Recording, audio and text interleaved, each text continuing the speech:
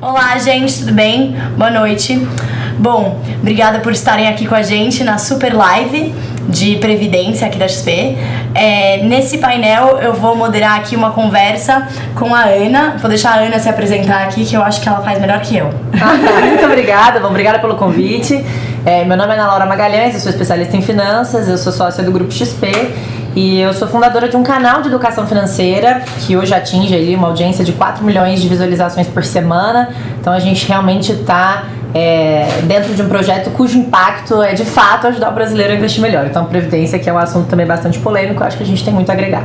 Perfeito, obrigada, Ana. A gente também está aqui com o Fábio, também deixa você se apresentar que fica bem melhor para a nossa audiência. Olá, obrigado pelo convite de estar aqui falando para vocês. Eu sou o Fábio Coelho, presidente da AMEC. Vou comentar um pouquinho sobre histórico de Previdência, falar aqui dos 100 dias da reforma da Previdência e, sobretudo, falar sobre aposentadoria. Então é um bate-papo interessante que a gente vai trazer uma visão um pouco diferente do que simplesmente produto, mas falando de ciclo de vida aqui. Ótimo. Bom, gente, então para começar, exatamente nessa toada do Fábio, eu acho que é interessante, não sei para quem já tá acompanhando aqui a live, né, há algumas horas, a gente tem falado ao longo do dia sobre produtos de previdência, a gente teve gestores, eu estive aqui um pouco mais cedo falando de cenário, né, qual que é o cenário que a gente vê para esse ano, como XP, o que os economistas estão olhando em termos de crescimento, as perspectivas, né, a expectativa é que seja um ano muito positivo, né, seja um ano positivo para crescimento econômico, para investimentos, ainda mais nessa mudança que a gente está tendo, mudanças estruturais, né, que eu gosto de dizer que são realmente, eu falo até sorrindo, né, o economista gosta, essa mudança estrutural de finalmente termos juros estruturalmente baixos, então aqueles juros que pode ficar ali porque a inflação está sob controle. Mas não vou aqui me delongar sobre a conjuntura econômica. Eu acho interessante se a gente pudesse conversar um pouco sobre o contexto político regulatório, essas mudanças, né, todo o sistema, a base institucional de previdência no Brasil mudou bastante nos últimos 2 anos, tanto previdência fechada quanto previdência aberta. Então acho que ninguém melhor para explicar isso pra gente do que o Fábio. Então, Fábio, se puder contar um pouquinho pra gente sobre isso. Vamos tentar. Eu acho que antes de entrar no detalhe aqui, é importante falar do tamanho desse mercado. A gente está falando aqui, quando a gente olha previdência aberta, com o mercado que vai bater R$1 trilhão agora, e previdência fechada, os fundos de pensão, que em 2020 também vão atingir o primeiro trilhão de reais de ativos sob gestão. Então, um mercado de 2 trilhões, que a gente pode pensar do ponto de vista de pessoa física, tanto de produtos que você compra na previdência aberta ou, dependendo da empresa onde você trabalha, também oferecido como previdência fechada. É um mercado muito grande. E ele está em transformação, a Raquel comentou aqui. Se a gente volta um pouquinho no tempo, olha o que aconteceu nos últimos anos no mercado de previdência, não tem como a gente deixar de falar no assunto que é o assunto do momento na economia brasileira. A Raquel deu a deixa aqui, inflação sob controle e juro baixo. Então essa transformação do juro na economia brasileira muda tudo. E essa dinâmica da previdência vem também do ponto de vista regulatório. Mas por que falar de regulação? Porque a visão é de que preparação para a aposentadoria é uma política pública. E se é uma política pública, o governo acaba, então, tendo algumas medidas de controle e a principal delas, a gente bem conhece, é o incentivo tributário que é dado para você ter um produto de previdência. Então, esse é o pano de fundo do que a gente fala aqui. No ano passado, na verdade, nos 2 últimos anos, a gente viveu uma discussão muito forte de reforma da Previdência. A reforma da Previdência. Por que a reforma da Previdência era algo extremamente importante? Acho que 2 razões fundamentais aqui que eu acho que é uma consequência da reforma. A primeira, o economista adora, que é você falar de deixar o lado fiscal sustentável no Brasil. Então tem um lado macroeconômico de você endereçar as finanças públicas e deixar, digamos assim, esse legado que vai permitir a retomada de crescimento de maneira mais sustentável. Quem não adora um ajuste fiscal? Adoro esse assunto, adoro conjuntura. Mas pra gente aqui o que vai interessar é o segundo argumento. Por que a reforma foi importante? Sobretudo para trazer o assunto aposentadoria para a mesa do cafezinho. Todo mundo fala de aposentadoria, falando de reforma da Previdência. Quando eu vou me aposentar, vai aumentar a idade, eu vou ter que trabalhar mais, o que eu vou fazer depois? Então isso foi um lado sensacional de você discutir reforma da Previdência.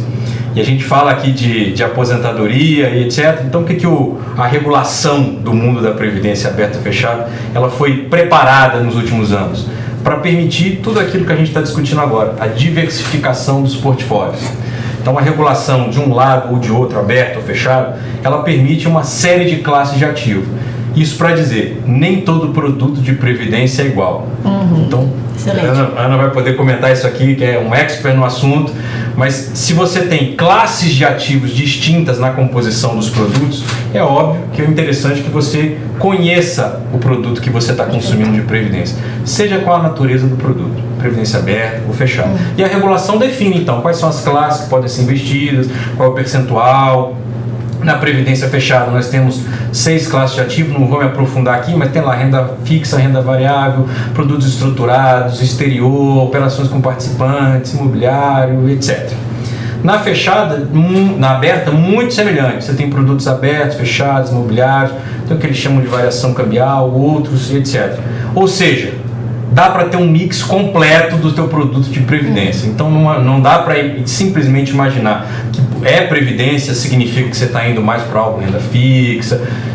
Isso não existe. Os produtos que estão colocados hoje, você tem que olhar o que tem lá dentro e, obviamente, endereçar um pouco do seu apetite de risco. E a regulação, ela tem esse condão de dar os incentivos para você querer se aposentar, o incentivo tributário, mas em especial para você estar, digamos assim, olhando como é que você vai garantir a sua renda para aquela fase não laborativa. Quando você deixar de trabalhar, o produto de previdência deve entrar em cena. Depois eu vou comentar um pouco aqui, para não monopolizar o discurso, das diferenças que a gente tem dos produtos, quais são outros acessórios que estão sendo colocados nesse movimento de preparação da aposentadoria. Perfeito. Eu trouxe pra gente falar, você até deu a deixa, né? Agora a gente olha pra previdência, às vezes as pessoas associam necessariamente, previdência com renda fixa. Então eu tenho um fundo de previdência privada, ele tem que ser esse fundo que um dia eu fiquei sabendo que é só renda fixa e ele não rende nada. E na verdade, se a gente olhar, Vini, coloca aí na tela pra gente, dá um ok que tá na tela de verdade. Bom, como a gente vê aqui, a grande parte, né, da alocação dos investidores em fundos de previdência ainda está em renda fixa. Então a gente vê que aqui em 2019 esse número passa de 80%. A gente tem só 13% em fundos multimercado, né, que tem alocações mais diversificadas, e só 4% ali no balanceado. Então eu não sei se... E aí isso que eu também gostei muito de trazer aqui é a evolução, o que aconteceu com o mercado de previdência a partir dessas mudanças que foram implementadas nos últimos anos, né, da regulação que você trouxe. Então, como a gente pode ver, a quantidade de gestores que passaram a trazer um produto de previdência subiu muito, né, subiu exponencialmente, né, quase dobrou, bem próximo de dobrar. Então, eu não sei, Ana, se você pudesse comentar um pouquinho sobre isso, o que você está vendo dos gestores, como que o pessoal está vendo previdência, essa nova previdência, não só a nova previdência do governo, né? É claro, porque a evolução também no mercado de previdência, ela não vem acompanhada só dessas mudanças estritamente estruturais, né? Então, o próprio brasileiro tem vivido mais e tem se preocupado mais em viver bem. Antigamente, ele já contava com uma aposentadoria pública, ou achava que podia contar com a aposentadoria pública, e hoje ele já está aí caindo na real, percebendo que ele precisa sim tomar as rédeas das decisões de investimentos na previdência, onde ele pode ter as rédeas da decisão de qual produto ele pode ter, de qual gestor ele pode escolher, né? Então, se a gente olha para a indústria de fundos de investimentos no Brasil, ela é gigantesca. Então, realmente, como o Fábio acabou de dizer, e só para complementar, existem inúmeros fundos de investimentos em inúmeras estruturas diferentes para o brasileiro hoje escolher. E toda essa evolução, ela vem acompanhada de diversos outros fatores. Eu estava cansada de ver quando banker clientes me falando que não teriam fundos de previdência para investir em tesouros diretos de longo prazo, longuíssimo prazo. Então essas pessoas pegavam aí uma NTNB 2045, pegavam uma NTNB 2035 e se posicionavam passivamente nesses produtos achando que já seria um bom plano de previdência. Funcionou numa determinada época? Funcionou. Hoje, dentro de uma nova realidade, que toda essa mudança estrutural que a gente está falando, é mais complicado você pegar um prêmio interessante no Tesouro, que tem um risco Brasil, né? O que a gente fala aí que é um risco soberano muito bom, e fica mais fácil de você conseguir melhores rentabilidades através de bons gestores no mercado. Então, nas classes de ativo que o Fábio mencionou anteriormente, a gente tem fundos hoje nas classes de renda fixa, multimercado, ações, né? Dentro dessas novas regulações, que eu acredito que ele vai falar melhor em breve, algumas mudanças no conjunto de regras que favoreceram os gestores a tomar decisões mais amplas para que o investidor final, pessoa física no Brasil, tivesse melhores rentabilidades também nesses planos de previdência aberto, né? Então hoje no XP a gente tem um time de analistas de fundos que monta um rating, né? Uma lista de melhores fundos. Então hoje a gente tem uma indústria de fundos gigantesca. Filtrar essa indústria de fundos para uma lista de top 50 fundos de investimentos em todos esses setores, e mais restrito ainda, 25 fundos de previdência apenas, ainda dentro desses setores, a gente pode identificar fundos de previdência para quem é mais conservador, para quem é mais moderado e para quem é mais agressivo. E existem muitos benefícios em planos de previdência hoje que podem trazer até uma estratégia de troca entre eles. Então, hoje a gente está vivendo um cenário incrível de juros baixos, de bolsa pujante, né? Então, pode ser que você, em casa, nunca tenha pensado em ter um plano de previdência com exposição em bolsa, mas se você, no futuro, mudar de ideia, uma portabilidade para uma nova estratégia, inclusive gratuita. E a gente consegue sempre acompanhar, então, a evolução do seu patrimônio dentro desse portfólio. Perfeito. Eu acho que do ponto de vista da política pública, Fábio, você acha que conta um pouquinho mais sobre de onde veio esse racional, né? Era a intenção você poder permitir que os gestores trouxessem uma opção de investimento mais sofisticado para o investidor final, pensando mesmo num planejamento financeiro para a vida toda? Qual que era o racional, né, por trás dessas mudanças de poder, né, diversificar mais, de flexibilizar em certo sentido os tipos de investimento? Legal, se a gente volta um pouquinho no tempo, Raquel, e imagina a discussão pré-reforma da Previdência, o que a gente imaginava? Que se a gente tivesse políticas econômicas que fossem endereçadas para trazer a dívida para um patamar de sustentabilidade, eventualmente sinalizando o juro baixo, que isso depois, que a gente está na expectativa ainda, se transformasse numa redução, numa melhoria do rating soberano brasileiro, e eventualmente você reduzindo o CDS. A gente teve agora o CDS indo para casa de 100 pontos aqui no Brasil. Então, a gente volta 2, 3 anos no tempo, a gente olhava, puxa vida, o Brasil tem um juro alto, o Brasil tem um rating que tinha sido rebaixado nos últimos anos, a gente volta um pouquinho mais no tempo, mas olhava países com um perfil semelhante ao nosso e a gente enxergava que eles tinham inflação menor e que eles tinham juro baixo. E a gente projetava, puxa vida, se a gente fizer o dever de casa, e a política econômica está indo nessa direção, a gente está num caminho muito bom, esperando o crescimento voltar, a gente imaginava, a gente vai ter juro de longo prazo baixo no Brasil. Como é que os produtos de previdência, pensando em política pública, estavam preparados? Então, a gente olhava, abria as carteiras das fundações, dos fundos de pensão, e olhava, obviamente, também o Ministério da Economia e da Fazenda, a carteira dos fundos abertos, e dizia assim, puxa vida, a gente tem muita renda fixa aqui. É óbvio que o governo não vai tutelar o investimento para dizer você tem que investir nisso, você tem que investir naquilo. Mas ele deixa as opções, do ponto de vista das regras, abertas para os gestores eventualmente terem flexibilidade. Então o que ele fez? Vamos olhar o que está acontecendo em países que já tem juro baixo há muito tempo, vamos olhar o que está acontecendo na Europa, e a gente estava falando de juro positivo. Ainda não estava nem no negativo. Vamos olhar países com juro baixo, o que eles estão fazendo? Então você conversava com um gestor, um endowment americano, por exemplo, o que ele fazia? Colocava um mapa mundi em cima da mesa, olhava algum país, como é que está o juro no Brasil? Como é que está o juro em outros emergentes? Como é que está o juro na África do Sul? Como é que está...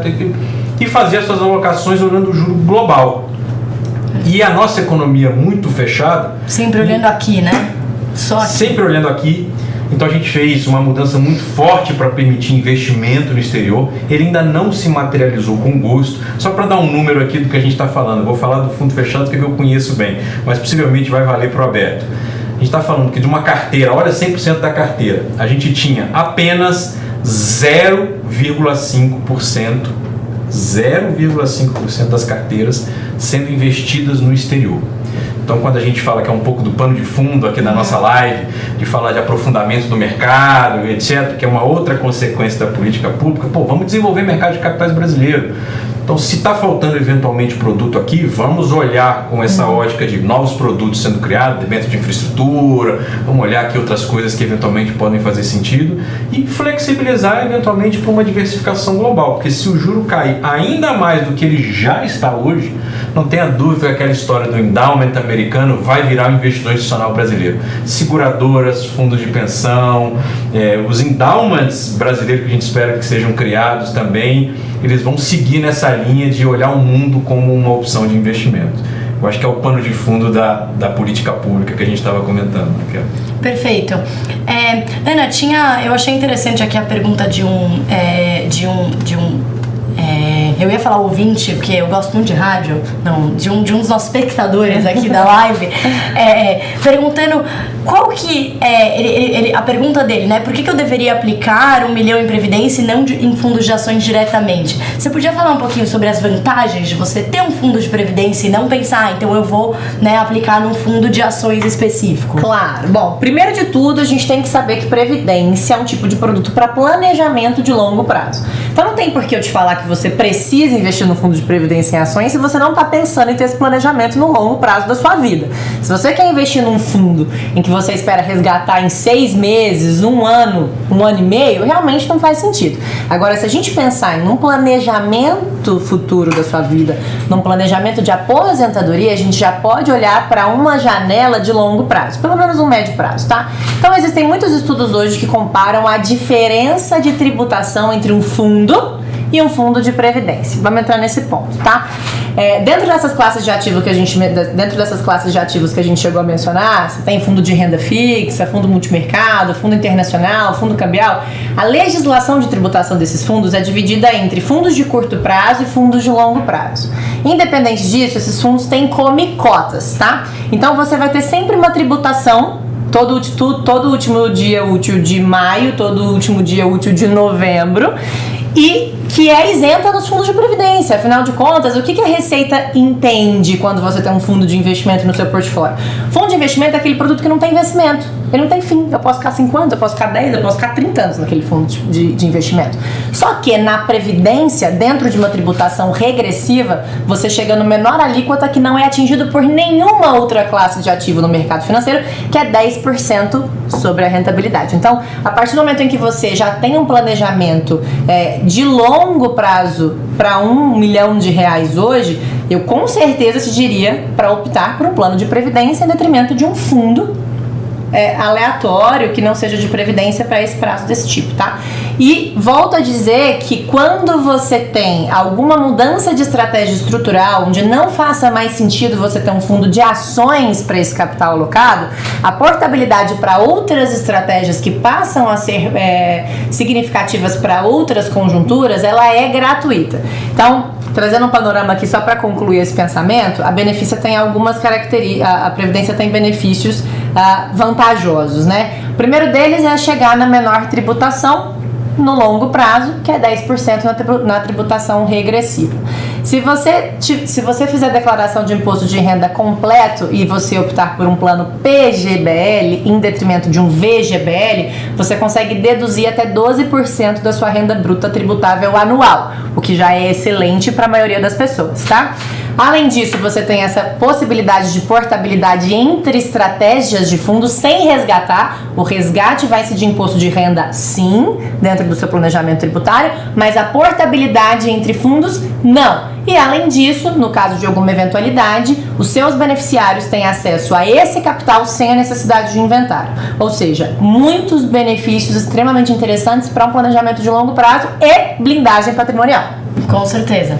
Perfeito. Eu só ia comentar aqui, Raquel, se me permitir, claro, para as pessoas observarem também se a empresa onde elas trabalham eventualmente não oferece também a previdência fechada, que vai valer 99% de tudo que a Ana comentou aqui. E os economistas adoram fazer esse comentário de no longo prazo, né? A gente bem sabe o que vai acontecer no longo prazo. E existem 2 datas fundamentais quando a gente fala de preparação para aposentadoria. A primeira é que a gente controla, que é a data em que onde você imagina que você vai se aposentar, e aquela outra onde, junto com os impostos, é a única certeza que a gente vai ter na vida. Então, quando a gente imagina a primeira data, a data em que você imagina a aposentadoria, a gente tem que levar em consideração que, na média, as pessoas vão errar e muito o período que elas vão viver depois de aposentar. Com certeza. Ela estava dando aqui o pano de fundo da longevidade, etc. Na média, todo mundo vai errar com relação a dar o período que você vai viver aposentado. Usufruir do quanto você guardou, né? Usufruir do quanto você guardou. Todo Isso tem mundo algumas consequências para você tomar durante a sua primeira fase, etapa da vida, que é a acumulação. Todo Então, mundo se sente muito cansado, né? Já tô cansado com 30 anos. Imagina, não vou viver muito mais depois de aposentado. Já tô tão cansada. E a consequência direta disso é, você vai poupar, na média, menos do que você deveria. Então essas são algumas das certezas, os fatos estilizados que os economistas também gostam, para quando a gente fala de aposentadoria. E a gente tem um mantra também de dizer assim, o juro composto é seu melhor amigo, mas ele pode ser seu pior inimigo se você efetivamente não souber utilizá-lo, do ponto de vista. Se você não começar a poupar e fizer proveito do tempo que está jogando a teu favor na primeira fase, até a data da sua aposentadoria, você pode perder uma grande oportunidade, e quando você estiver na véspera de efetivamente se aposentar, você vai olhar e falar, puxa vida, eu estou muito longe da métrica que eu imaginei para eu me aposentar. Isso considerando que você ainda vai errar a data que eventualmente você vai passar desse plano para o outro. Então alguns produtos novos, eles estão sendo desenhados para você, primeiro, olha, eu quero imaginar que eu vou viver mais 25, mais 30 anos depois disso, mas e se o dinheiro efetivamente acabar? Então alguns produtos de seguro estão começando a serem acoplados também, junto com os produtos de previdência, para você se proteger. E tem no mundo da aposentadoria, ele é conhecido como o efeito Jorginho Guinle. O pessoal um pouco mais velho vai se lembrar dele, que foi um dos maiores playboys que o Brasil teve no século passado. Ele morreu aos 88 anos, ele tem uma frase clássica, que a gente diz, eu não esperava viver tanto tempo. O que aconteceu? Ele viveu mais do que o dinheiro que ele tinha. Então a gente usa essa expressão aqui, tome cuidado com o efeito Jorginho Guinle, porque você pode se estrupiar e muito. Então a preparação para a aposentadoria leva em consideração isso também. Perfeito. E o que trazendo aqui, né, saindo um pouco dos produtos, né, pensando na gestão em si. Vini, se você puder botar o gráfico aqui de novo, por favor. A gente tem aqui um gráfico que mostra a concentração, né, do mercado de previdência atual. Então, deixa eu virar aqui, né, para todo mundo ver. Então, mostra que os 5 principais bancos, né, no Brasil, estão com grande parte do mercado de previdência. Você que olhou bem, mencionou que vocês fizeram, né, ali no regulador, né, na Previc, dentro do Ministério da Economia, né, da Fazenda, na SUSEP, olharam muito para mercados internacionais, para saber o que estava acontecendo, quais eram as melhores práticas. Você acha que é comum encontrar esse tipo de concentração? E qual que é a consequência para o mercado, pensando no investidor mesmo, né? Qual o impacto que tem ali para o investidor, para a pessoa que está pensando o que fazer com a previdência dela? É que a gente está num mercado em transformação. A primeira variável dessa, a gente comentou aqui, é o juro baixo, mas tem uma outra que está entrando muito forte aqui, que é a figura da tecnologia. Então a gente está num movimento agora onde as pessoas físicas estão se empoderando para consumir produtos direto no celular. Isso está facilitando, onde você tem uma diluição um pouco desse gráfico que você está mostrando aí, da concentração. Então, novas casas, chamadas casas independentes, elas estão borbulhando no mercado, oferecendo produtos de previdência. A figura das plataformas transformou o mundo da previdência também no mercado aberto. E o mercado de fundos fechados, ele está indo na mesma direção, ele está se reinventando.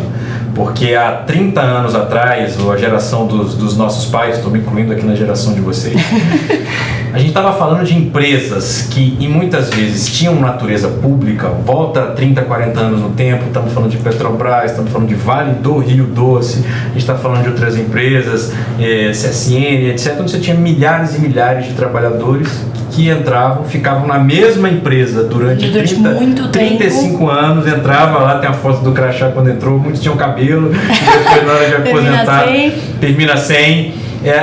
essa dinâmica foi transformada na última década. Eu não vou entrar aqui em detalhe técnico, mas os produtos de previdência lá atrás, o benefício definido, enfim, que você tinha que fazer uma previsão de quando você ia morrer ou não, isso mudou vertiginosamente. Então, quando você mostra essa concentração aqui, a gente enxerga que eu acho que isso é uma fotografia do passado. Perfeito. Do ponto de vista bancário, existem outros movimentos. Obviamente, a Febraban tem um discurso muito forte sobre isso. O Banco Central tem atuado nessa política da concorrência, um trabalho sensacional. Mas eu acho que isso ainda está refletindo esse gráfico uma foto do passado. Eu acho que o futuro vai ser muito diferente do que a gente enxergou aqui nos últimos 25, 30 anos. Se eu puder complementar, eu acho também que é um processo das plataformas, né? Como o Fábio muito bem mencionou, a XP ela nasceu para democratizar as aplicações financeiras mesmo para o brasileiro. E antigamente, a própria figura de investimento, para quem queria isso, era ir do banco. Então, se eu queria abrir um plano de previdência, né? Se eu quisesse abrir um plano de previdência 30 anos atrás, onde eu ia? No banco. Se eu quisesse abrir um plano de previdência, né? Então, assim, e se eu quisesse montar um planejamento para os meus filhos, eu ia ligar para minha gerente de banco, eu tinha certeza que ela ia passar um produto bom. E não um produto onde ela seria beneficiada, né? Em cima de mim. Mas o ponto é, hoje, nessas gestoras independentes, também mencionadas pelo Fábio, nada mais são do que casas de gestão, muitas vezes formadas por ex-banqueiros, né? Ex-tesoureiros de bancos. Então, hoje a gente vê a maioria de gestoras multimercados, que são, sim, pessoas que já trabalharam em banco, já tiveram essa experiência, têm essa expertise em casa e conseguem trazer isso para o público de forma democrática. E não só isso, trazer isso para o público de forma democrática com aplicações democráticas. Então, antigamente, eu gosto de citar um caso que é o Fundo Verde. Eu não sei se vocês, a gente aqui do mercado é muito familiarizado com o Fundo Verde, mas para você que está nos ouvindo agora, pode ser que você nunca ouviu falar sobre esse fundo, que é um case de fundo multimercado no Brasil, assim, de sucesso. Então, basicamente, se você tivesse investido R$10.000 na primeira cota do Fundo Verde em 1998, em 2018, 20 anos depois, você teria R$1,5 milhão. Sem fazer nada, sem sacar, sem colocar um centavo a mais, em questão de rentabilidade nominal, tá? Agora, para você ter investido nesse fundo lá em 1998, você precisava ter uma conta no Credit Suisse aqui no Brasil. A aplicação mínima do fundo era R$500 mil, e para você ter uma conta no Credit, no Brasil, você precisava de pelo menos 5 milhões no seu CPF. Agora me fala, facinho, que em né? 1998, o real, que é a nossa moeda atual, tinha 4 anos. Assim, a gente estava num momento ainda de aprendizado de contenção inflacionária. Quem tinha esse dinheiro na mão para entrar num fundo desse, tá? O meu ponto é, hoje o Fundo Verde está fechado, ele realmente não é acessível. Existe a versão fundo de previdência dessa casa, existe fundos de previdência da Verde, mas o meu ponto é, hoje as aplicações financeiras iniciais, tanto para fundos quanto para fundos de previdência, já são muito mais acessíveis. Muito mais democráticas. Muito mais democráticas. Além disso, para finalizar, quando a gente olha para essa indústria bancária e toda essa concentração, os bancos tendo esse monopólio, eles podiam cobrar o quanto eles quisessem. Então existem estudos e estudos que comprovam a quantidade de dinheiro que o investidor pessoa física deixa na mesa quando ele tem um fundo de previdência dentro de um banco e deixa de ter um fundo de uma gestora independente. Então o que você tem hoje de rentabilidade deduzido a sua taxa de administração, quase não sobra nada para você. Então no seu planejamento de longo prazo também vale a pena prestar atenção nisso. Tá? Existe um dossiê super interessante, feito até pela Luciana Seabra. Ela tem uma casa de gestão hoje que chama Speech, uma casa de conteúdo, geração de conteúdo, onde ela declarou quais foram os piores fundos do Brasil. É uma coisa super interessante, deixo aqui declarado para as pessoas que se interessarem em buscar mais sobre o assunto. Legal. Nessa onda ainda das novas casas de gestão que estão surgindo a todo momento, a MEC é uma associação de investidores institucionais. Nós temos 62 associados, que vão das assets, das grandes, das médias, das pequenas, dos fundos de pensão, e a gente também está de olho um pouco na seguradora, ou seja, casa do investidor institucional no Brasil. Eu separei outro dia uma lista das novas assets que eu vou visitar para mostrar um pouco do que é a MEC, para a gente conhecer, que tem ativos sob gestão, seja no equity ou seja no multimercado, acima de 1 bi, eles têm mais de 100 assets, que a MEC não conhece e eles não conhecem a MEC. Então, ou seja, a gente tem um grande grande trabalho de transformação aqui na economia brasileira, onde o juro e a tecnologia das plataformas mudou a regra do jogo, mudou tudo. Não, com certeza.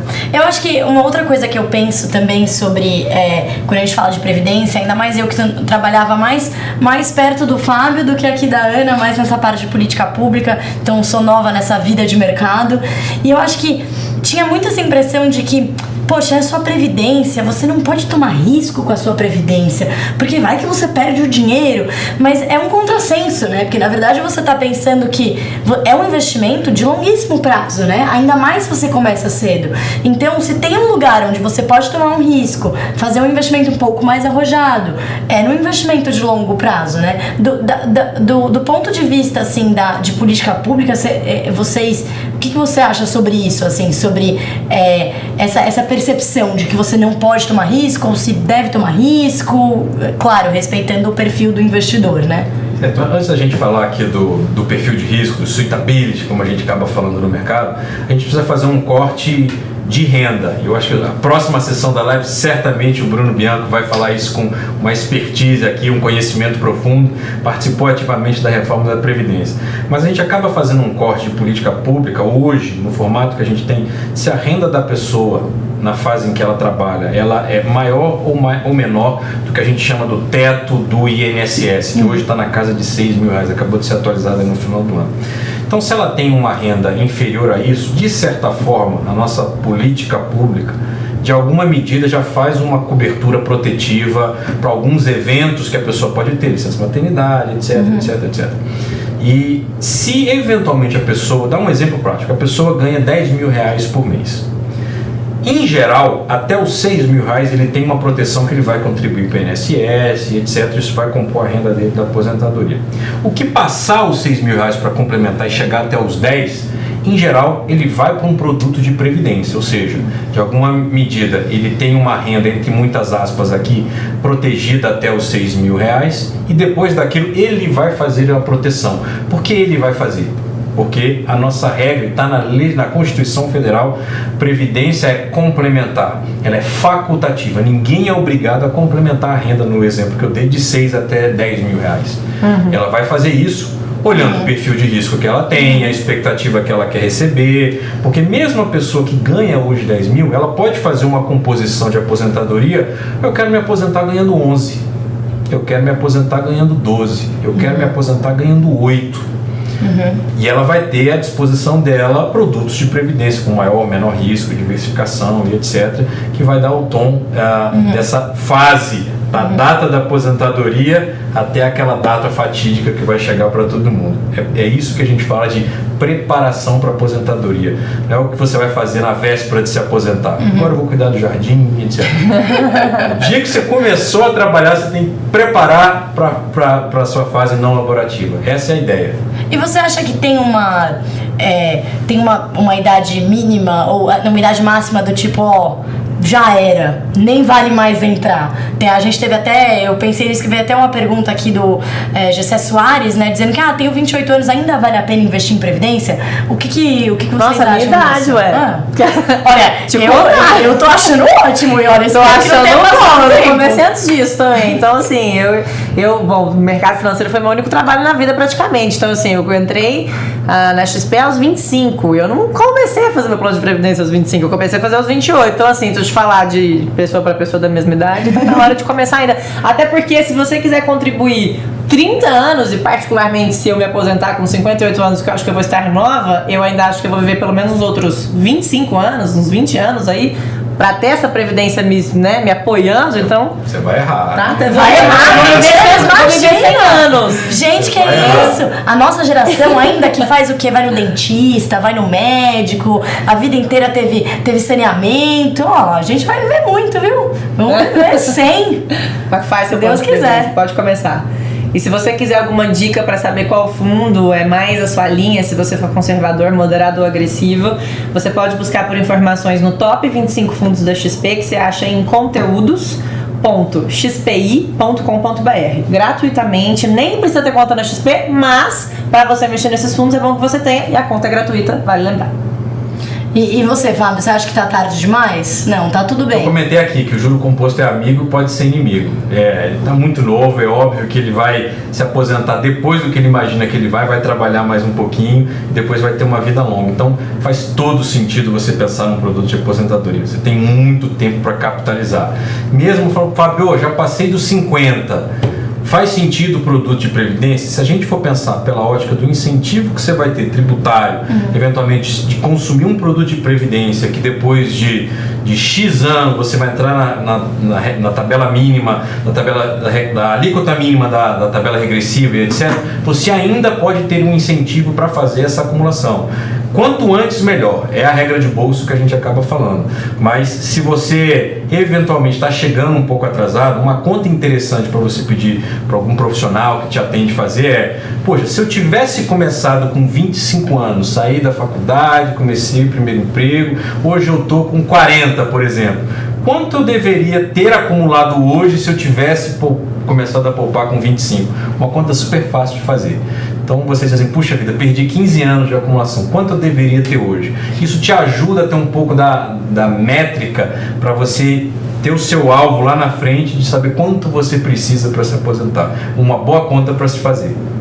Eu acho que eu vejo assim, quando eu converso, né, com pessoas mais velhas, de outras gerações, eu acho que a ideia de, é claro, a ideia de poupar, né, sempre existiu, sempre teve a importância de você poupar, mas acho que o Brasil, ele passou por períodos tão complicados economicamente, olhando aí, pensando na geração dos meus pais, né, eles passaram por tantos problemas, hiperinflação, aí, enfim, diversas tentativas de acabar com a hiperinflação, até realmente passar por uma estabilidade econômica, que às vezes investir pensando tão no longo prazo não era nenhuma opção, né? Ninguém nem pensava nisso tão concretamente, porque você estava pensando muito no amanhã, porque você não sabia o que ia acontecer. Eu acho que essa foi uma mudança, é uma mudança importante geracional e até cultural, né? Eu acho que agora a gente pode pensar, o Brasil está caminhando, como a gente fala, até esquisito dizer isso, mas assim, uma nação mais civilizada no sentido econômico mesmo, né? Mais desenvolvida economicamente,